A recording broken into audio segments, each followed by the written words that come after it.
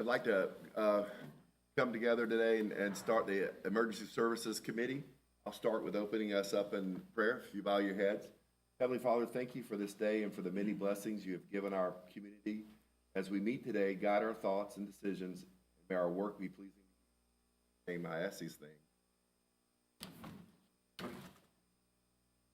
Pledge allegiance to the flag of the United States of America, to the republic for which it stands, one nation, under God, indivisible, with liberty and justice for all.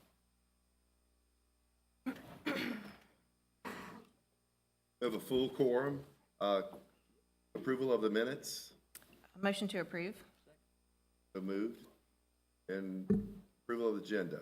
Ready for your approval, Mr. Chairman. We don't have any presentations, so we'll go right into the right into the debate agenda. Mr. Kennedy. I'll start. Gonna take those. Mr. Kennedy. I think I've got most of them. This first item is a service agreement with the Izzy Scott Foundation in the amount of $6,500. This foundation provides free swimming lessons to underserved children of Columbia County and surrounding areas. I did reach out to Walt Scott, Izzy's dad, and he's appreciative of anything we can do for that foundation. He would have been here, but Izzy would have been a big brother last week. So, they have a new child. That being said, he did say they did 220 swim lessons, and 55 of those were for Columbia County residents. Making progress. Staff recommends approval. Move to consent. Second. So moved. The next item is a proclamation recognizing September 7th as a Childhood Cardiac Arrest Awareness Day. Monty Rouse was 13 years old when he passed away from cardiac arrest at a basketball game. His passing was instrumental in getting House Bill 874 passed, which requires all Georgia schools to have AEDs and have an emergency action plan to address a person in cardiac arrest. His family is requested to have his birthday of September 7th recognized as Childhood Cardiac Awareness Day, Arrest Awareness Day in Columbia County. Staff recommends approval. Second. Moved. The next item is a proclamation recognizing September 2025 as National Recovery Month. This is recognized through the 2025 Georgia Recovers Bus Tour, which celebrates Georgia Recovers in communities, and that's this year's Recovery Month theme. The idea is to recognize those in recovery while educating our communities to combat the stigma and discrimination faced by those in recovery. Staff recommends proclaiming September as National Recovery Month. Second. Moved. Don't have any legal matters. Okay, we'll go straight into staff reports. Good morning. I have our budget report and run reports, and I'd be glad to answer any questions. I have no questions. Adjourn the meeting.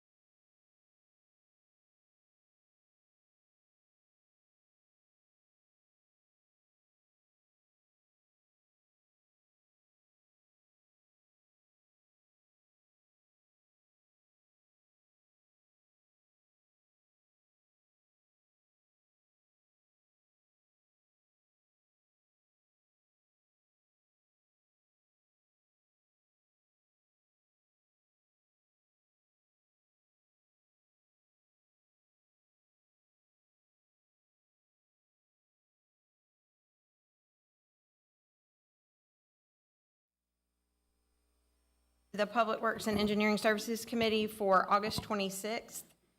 Haven't already given the invocation and pledge. We have a full quorum this morning, and gentlemen, have you had the chance to review the minutes from the July 22nd meeting? Have moved to accept. Second. So moved, thank you. Do we have any changes to the agenda today? Ready for your approval, Madam Chair. We will move forward with the agenda as is. Seeing that we have no presentation or consent agenda items, we will move directly into the debate agenda and begin with Mr. Gordon this morning. Good morning. Good morning. The first item I have is the Georgia EPD is enforcing a standard for us to add particle counters to every filter at our water treatment plants. Used to have particle counters years ago, but they didn't work well, so they backed off on the requirements. Well, I guess with improvements in technology, they're enforcing this requirement again. So they've allowed us to wait to this current budget year to purchase these. And so we're requesting to purchase particle counters for all our filters. It's $145,806 for the cost of these, and it'll be is a budgeted item, be funded out of our general operating fund. Staff recommends approval. How long will it take to install them? I am not sure. John, do you know?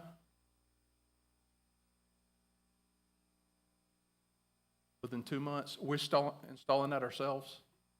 Yeah. Consent. So moved. Next. The next item is a change order at Sugar Creek Booster Station. This is two separate items. One is the septic system at the fire station. We disturbed their drain field, and we've repaired their drain field, but the tank there was only designed for 4 people, and they currently have 11 people, and there's an elevation issue from the current tank, so we need to put a new tank in that serves the number of people and the total, and gets our elevation right for the drain field. And so that cost us $23,696 to make that change. The other item is at Louisville Road and Sugar Creek Interchange. When the design went through, there was a stub out for the 16-inch water line that didn't get installed, and there's conflicts with the gas line. So we're having to put some fittings in and add another 80 feet of water main to tie in at Lewiston Road. And so the total cost for that is $24,121.92. The total cost of both items is $47,817.92 and be funded out of our extension and renewal project. Staff recommends approval. Move to consent. So moved. The last one? The last item, and this will be our second year with this software, but we have network monitoring software that comes after our firewall. So if any intrusions get past the firewall, it'll notify us of any anomalies just for security purposes on our SCADA network. Last year's cost was $35,200. They've increased the price by roughly $2,400. This year is $37,647. And we did budget for this item. Staff recommends approval. Move to consent. Second. So moved. Could you provide us with a brief summary of the Water Response Team initiative that was rolled out yesterday? Yes, there's many departments in the water utility that we're kind of collaborating together. So we're having weekly meetings to discuss any water quality issues, whether it's the dirty water complaints or TTH pressure issues in the system. So we're looking at all of those different complaints on a weekly basis, documenting, coming up with solutions to, I guess, develop paths forward to resolving any issues we may have. And If I so, could take it, I'm sorry. yes, that would be great. If I could just take it just a step further, I appreciate Mr. Gordon and his team stepping up to do this. You know, water quality, while it's always been safe in Columbia County, and they do a really good job of treating the water, sometimes there are things that cause our water to be discolored. Sometimes we have pressure issues. There are just other things. And while they've responded to it very well in the past, I think that now us putting more of a focus on it is going to be beneficial for our customers. So this dedicated line, this dedicated team that's together now, we have a written SOP as to how we're going to respond to this. So it's really just kind of taking it to the next level. He mentioned the monthly, weekly meetings. Now county management's going to be apprised of those. We're going to see the exact number. We're going to see the areas. It's going to allow us to direct funds that are necessary into areas that may need more attention than others. We do have an aging system in place. They do a good job of cleaning those lines. We've just allocated over $1 million recently to clean lines to help with some of the discoloration. But having this dedicated task force, this number that we can call, hopefully will help instill that consumer confidence. You know, the water's safe. We've said that all along, but, you know, anytime there's an issue that is not appealing, that is below our standards. So we're going to do the best we can to make sure that we make every customer happy. So make sure you check our website.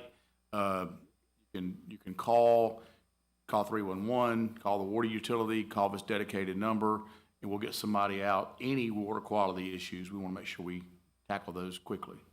Thank you. Thank you, Mr. Gordon. You're welcome. Good morning, Mr. Titus. Good morning. The first item we have for your consideration is Resolution 2518 and 2526 to amend streetlight districts in Columbia Heights and Oak Lake, Section 1A. Staff received requests from residents in these neighborhoods to install additional street lighting. We reached out to Georgia Power, had them study. They agreed it warranted. Staff requested proposals, which are provided to install the additional street lights and the annual utility cost. It would be paid for out of the streetlight fund. Staff recommends approval. Move to consent. Second. So moved.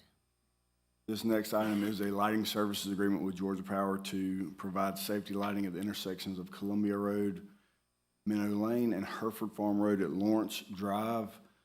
Each of these intersections, staff received requests to evaluate safety lighting at these intersections.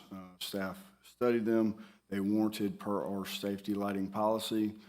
Staff requested a proposal from Georgia Power, which are shown for upfront pole cost, installation, and annual utility cost. This would be funded out of the Insurance Premium Tax Fund. Staff recommends approval.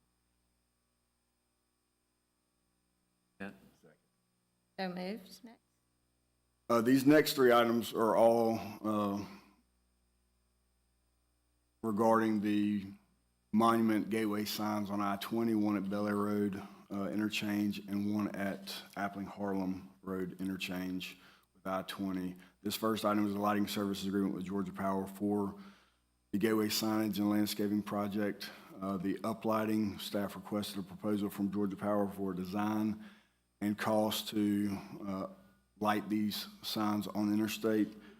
Staff provided a design for uplighting and the upfront cost, $79,825 to be paid out of TAVT, and annual utility cost of $1,556.16 to be paid out of IPTF.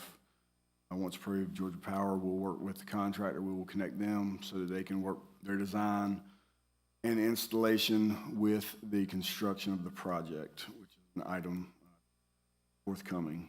Staff recommends approval of this lighting services agreement. Move to consent. Second. So moved. This next item is a right-of-way mowing and maintenance agreement with GDOT for the Gateway Signage and Landscaping Project. This is an agreement with GDOT that requires the county to maintain the mowing and maintenance of these intersection quadrants that we're going to install these signs. Standard agreements, this one's for 50 years. Staff recommends approval of the agreement.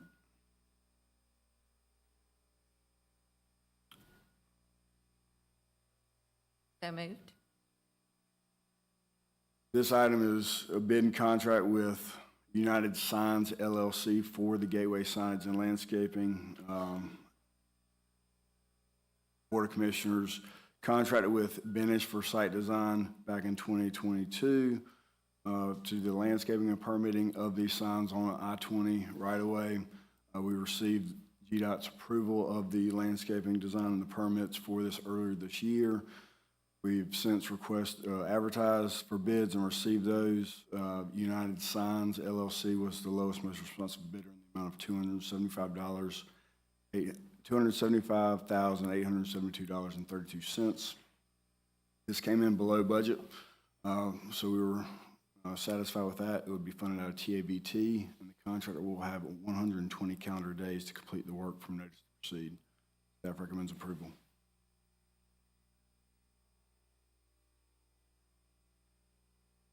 Move to consent. Second. So moved. Next. This next item is for the bid and contract with Reeves Construction for the LRA 2025 resurfacing of various county roads. This is for Newmantown Road, Nature's Way, Mistletoe Road, Winfield Hills, Smith Crawford Road, Arlington Way, and Marks Road. The last three roads, Smith Crawford Road, Arlington Way, and Marks Road, were all add alternates that we added in case the bids came in under budget. Bids did come in under budget, and with these roads included, we're still under the LRA funds. So we were satisfied to see that. This will be funded out of the LRA 2025 grant, and the contractor will have 120 calendar days to complete the work. Proceed. Staff recommends approval. Move to consent. So moved. Next.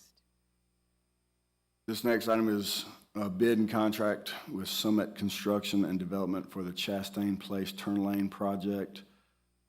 Staff received multiple calls from residents in this area that both drive this corridor and live in Chastain Place concerning congestion as well as safety.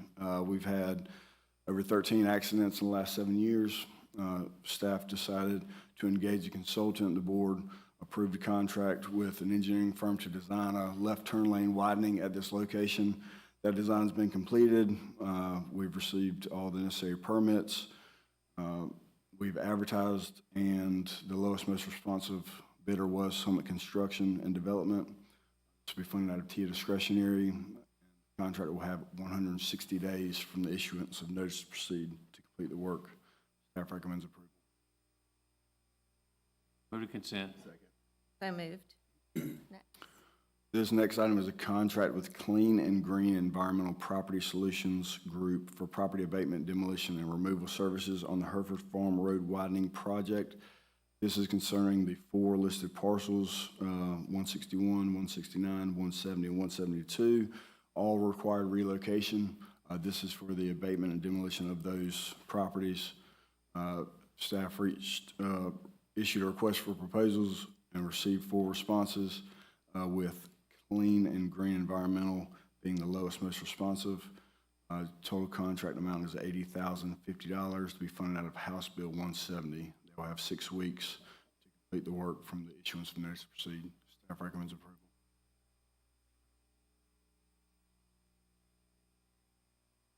Consent. So moved. This next item is a contract with Thompson Building Wrecking Company for property abatement, demolition, and removal services at various locations. The locations are 485 Wilkins Road, 816 Morris Road, and the building behind the fire station at 704 Furious Ferry Road. The Morris Road and Furious Ferry Road properties are owned by the county with structural damage due to Hurricane Helene. And the Wilkins Road property is a property adjacent to, is also owned by Columbia County, and it's adjacent to the property that's designated for the Gateway Sports Complex. So staff issued 3 separate RFPs for demolition at these 3 locations. Thompson Building and Wrecking came in the lowest, most responsive on all 3. Wilkins demolition, if approved, will be funded out of the SPLOST 17 to 22 line code, whereas the Morris Road and Furious Ferry demolitions will be funded out of the TABT property damage line code. Contractor will have 6 weeks to complete the demolitions from receiving notice to proceed. Move to consent. Second. So moved. Next.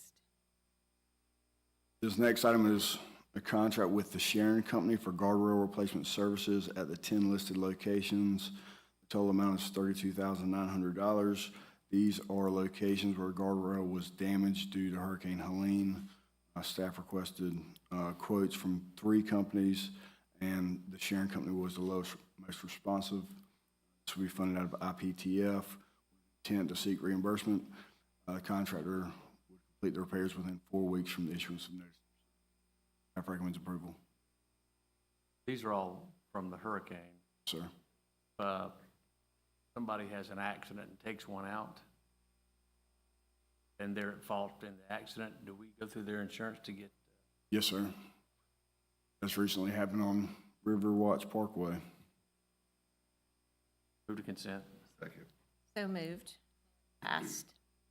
This last item is a contract with Goodwin Mills Kaywood for engineering services for the Reed Creek Boardwalk replacement. Extensive damage from Hurricane Helene destroyed this boardwalk system. The county engaged GMC as a consultant to look at evaluating different alternatives for replacement. We looked at replacing in kind. We looked at longer, more sustainable solutions.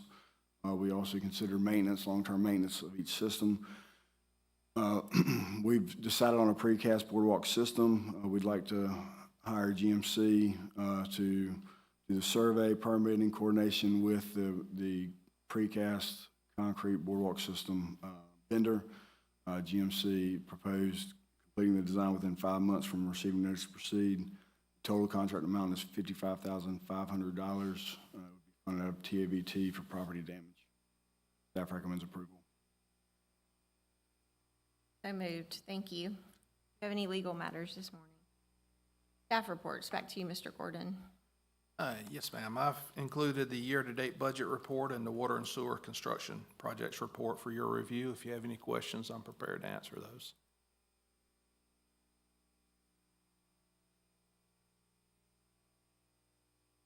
Titus?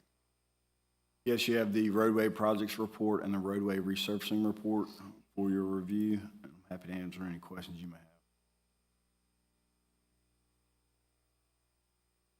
have. On track to finish Gray Road next year? We're hopeful. Yes, sir. That's not, hopeful is what I'm not looking for. We are currently on track to finish on schedule, weather permitting. We had a meeting yesterday, and they informed us they were sending 10 crews to, we better buckle our chin straps. They were coming hard, so it happens. Questions? Thank you. Any commissioner comments or public comments? We have one executive session item. How would you like to proceed with that? Make a motion, we move it to the full board. So moved. Thank you. We will adjourn at 8:53.